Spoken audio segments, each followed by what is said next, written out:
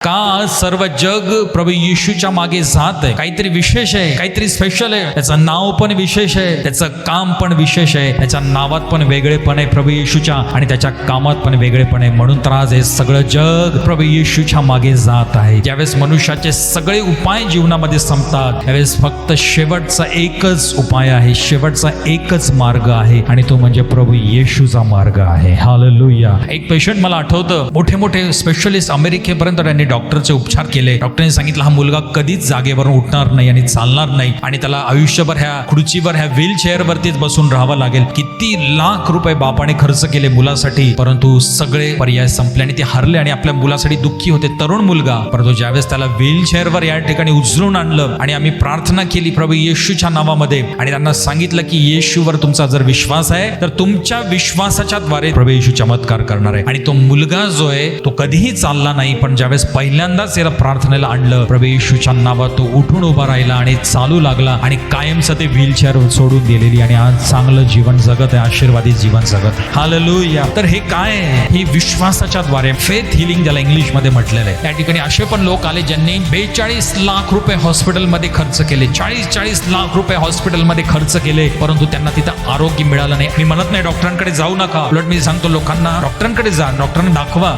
माझ्या बहिणी भावांना, ज्यावेळेस ह्या जगाचे किंवा मनुष्याचे किंवा डॉक्टरांचेही पर्याय संपतात शेवटी, त्यावेळेस प्रभू येशूचं कार्य त्या दिवसामध्ये सुरू होतं. असंच नाही, लोक प्रभू येशूच्या मागे जा, काहीतरी त्यांनी अनुभव घेतलेला आहे, आणि शेवटचा एकच मार्ग उरलेला लोकांकडे, शेवटचा एकच मदतीचा मार्ग उरलेला आहे, आणि तो म्हणजे प्रभू येशूचा. त्याच्याशिवाय जगात आता कुठलाही पर्याय नाही लोकांना. हालेलुया.